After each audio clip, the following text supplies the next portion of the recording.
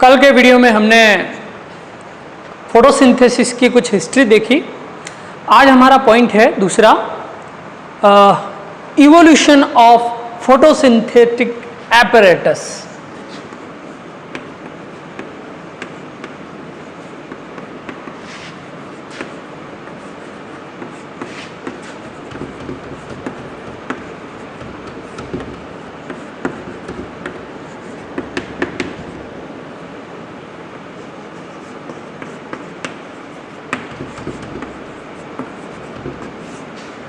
हाँ,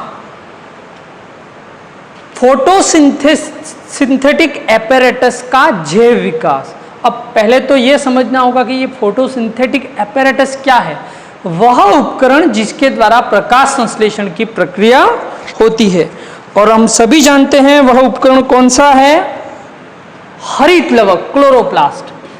तो हमें पढ़ना है कि हरित लवक और उसके जो भी कंपोनेंट हैं उसकी उत्पत्ति कैसे हुई। तो उसकी उत्पत्ति कैसे हुई उसको समझें, उससे पहले हमें हरित लवक की संरचना को समझना होगा। चलिए, हरित लवक एक दोहरी झिल्ली युक्त कोशिकांग होता है, डबल मेम्ब्रेनस ऑर्गेनेल होता है। इसमें डिस्क के आकार की स्ट्रक्चर एक दूसरे के ऊपर एक ढेर की भांति जमी हुई होती है, इस तरह से।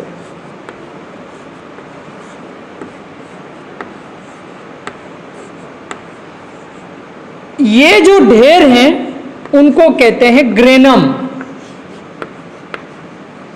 और इस ग्रेनम की जो एक यूनिट है, एक डिस्क है, उसको कहते हैं थाइलेकोइड।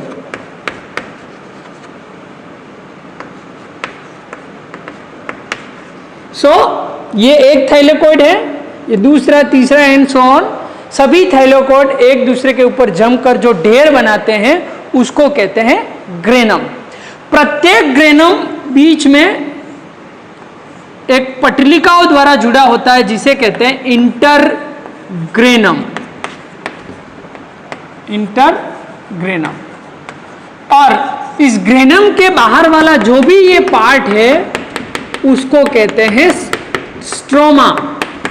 ये वाला भाग स्ट्रोमा।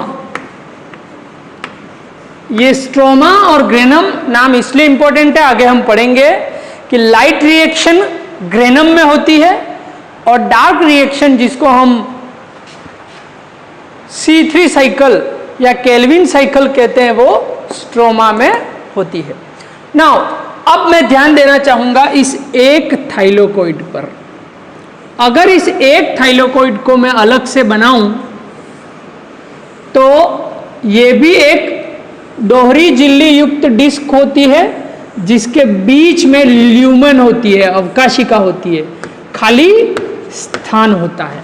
नाउ अब इंपॉर्टेंट पॉइंट कि इसकी थाइलेकोइड की ये दोनों झिल्ली है, उसके बीच में विशेष प्रकार की कणीय रचना पाई जाती है, और इन कणीय रचनाओं को कहते हैं क्वांटोसोम। क्वांटोसोम ये शब्द दिया था पार्क और बिगिंस नाम के साइंटिस्ट ने।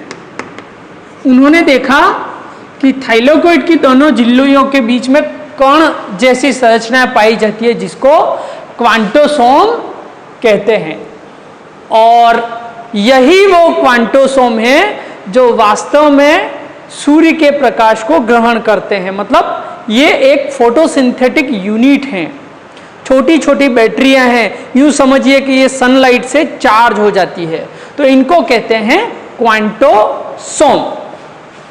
तो पहले तो आपको इतना क्लियर होना चाहिए, तब हम आगे इसके इवोल्यूशन के बारे में पढ़ पाएंगे। ठीक है, इसका स्क्रीनशॉट ले लीजिए, मैं इसको मिटा रहा हूं।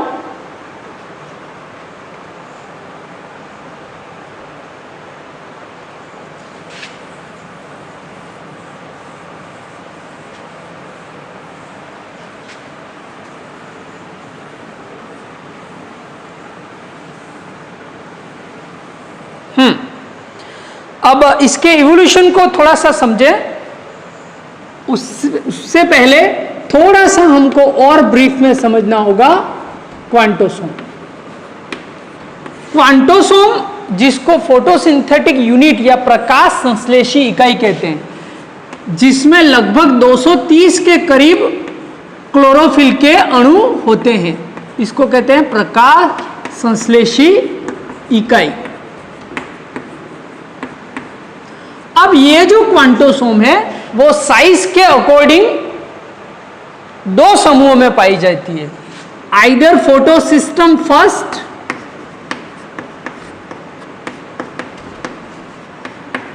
और फोटोसिस्टम सेकेंड। ये साइज के अकॉर्डिंग इस क्वांटोसोम की दो इकाइयां होती हैं, या तो ये फोटोसिस्टम फर्स्ट के रूप में होता है या सेकेंड के रूप में। अब फोटोसिस्टम है क्या?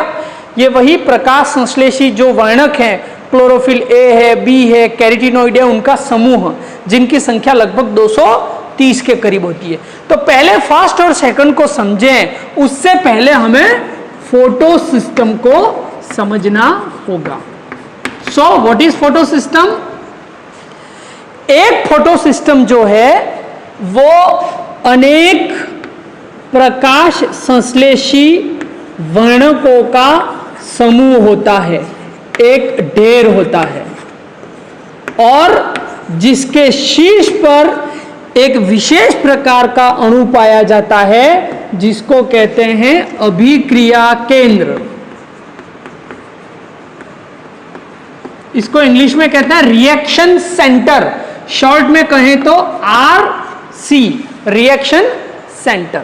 नाउ ये जो नीचे अणुओं का समूह है इसको कहते हैं एंटीना कॉम्प्लेक्स। Antenna complex.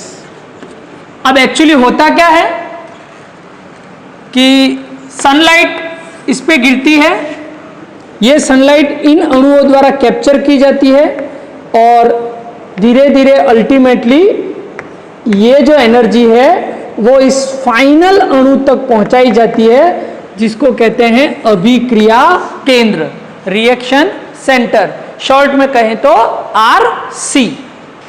और यही वो अणु है, ये कौन सा है आगे देखेंगे, जो वास्तव में इलेक्ट्रॉन उत्सर्जित करता है पहली बार। और हम जानते हैं कि फोटो सिंथेसिस का प्रारंभ ही यही होता है, वाटर का अणु टूटता है, इलेक्ट्रॉन निकलता है, ये इलेक्ट्रॉन अलग अलग प्रोटीनों के द्वारा आगे पहुंचता है और ATP और NADPH बनते हैं। तो ये एक फोटो सिस्टम की बेसिक स्ट्रक्चर है।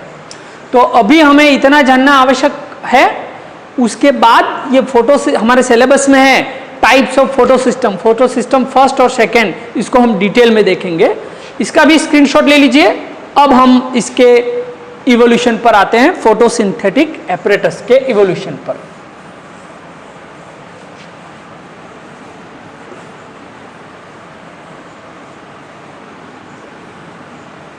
तो एक साइंटिस्ट थे जिनका नाम था लायन मार्गुलिस।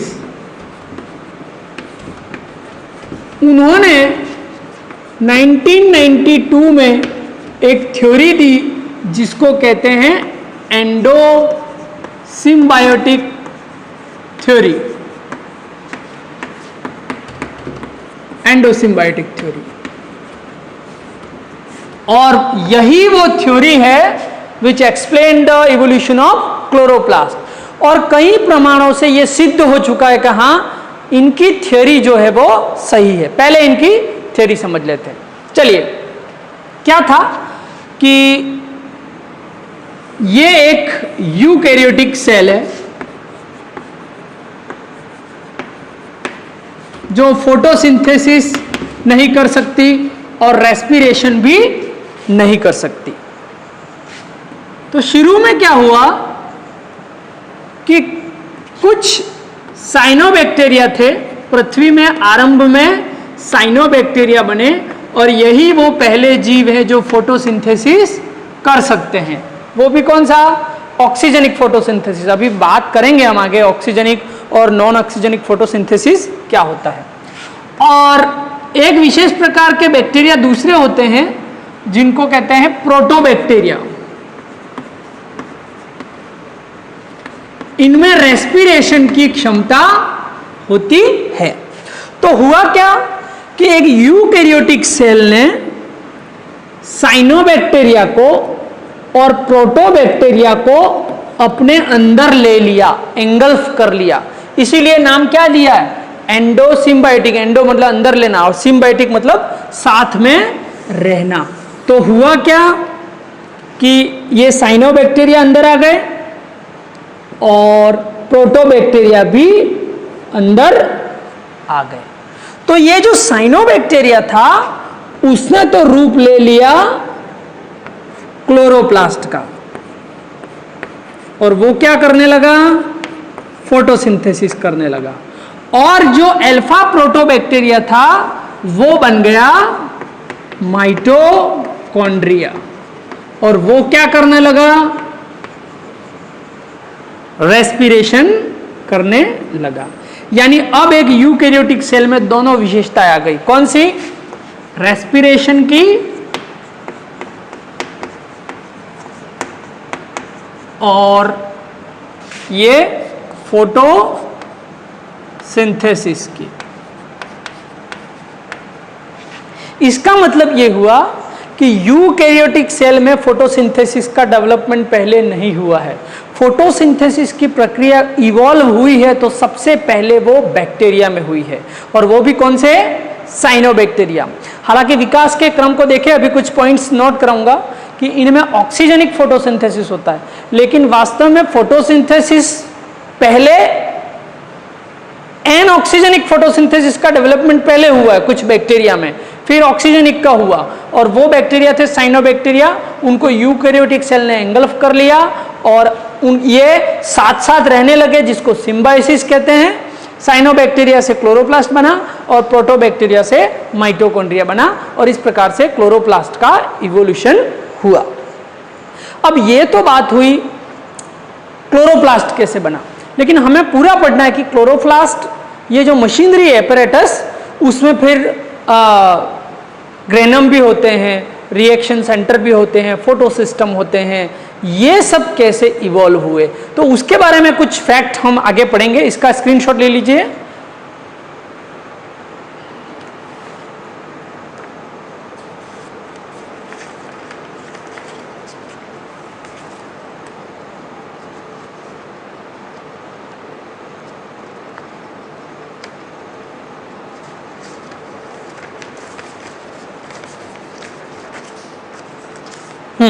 चलिए इसको मैं मिटा रहा हूं।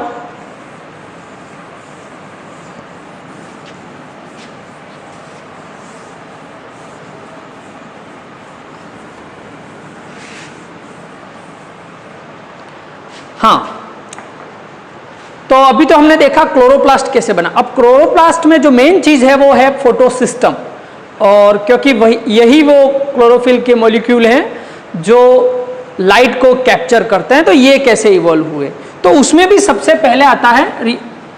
इससे पहले मैं कुछ फैक्ट बता दूं आपको कि first oxygen evolving photosynthetic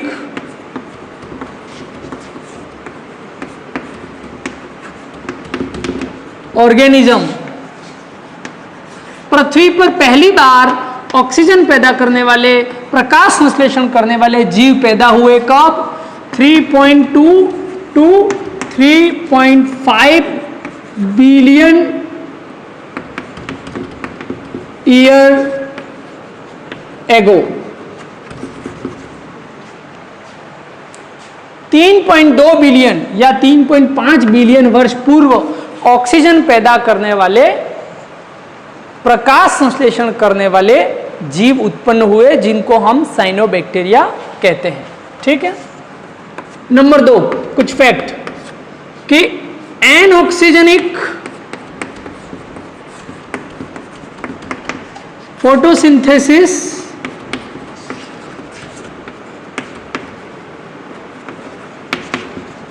evolved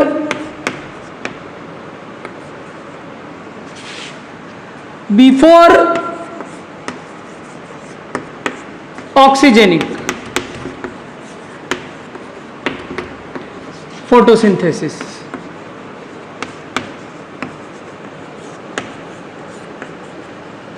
photosynthesis, anoxygenic photosynthesis का विकास पहले हुआ, ऑक्सीजेनिक का बाद में हुआ। तीसरा कि जो हमारा रिएक्शन सेंटर है, अभिक्रिया केंद्र, रिएक्शन सेंटर जिसको हिंदी में कहते हैं अभिक्रिया केंद्र, उसका डेवलपमेंट जो है वो किसके द्वारा हुआ है? जीन डुप्लीकेशन के द्वारा। Evolved from gene duplication. Gene duplication का मतलब क्या है? मतलब एक ही पूर्वज जीन से ये पैदा हुए हैं। जैसे मान लो ये रिएक्शन सेंटर पहले एक ही प्रकार का था, फिर इसकी 2 शाखाएं हो गई, फिर आगे इसकी और शाखाएं हो गई, इस तरह से, है ना। तो ये जो होता है जीन का द्विगुणन, एक जीन का डबल होना, इसको कहते हैं जीन डुप्लीकेशन। तो रिएक्शन सेंटर का विकास जीन डुप्लीकेशन के द्वारा हुआ है। और चौथी बात इसमें जोड़ना चाहूंगा कि पहले आप इसका स्क्रीनशॉट ले लीजिए।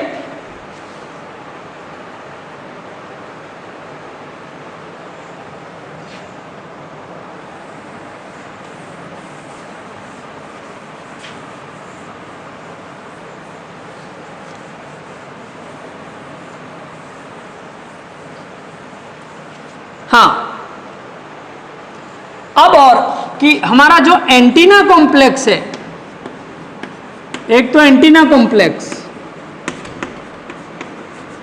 और दूसरा हमारा जो है इलेक्ट्रॉन ट्रांसपोर्ट चेन, और तीसरा हमारा है C3 C4 CAM साइकिल। इन सब का विकास कैसे हुआ है? एक ही पूर्वज से या एक ही जीन से नहीं हुआ है। Evolved differently and different time, evolved differently in different time.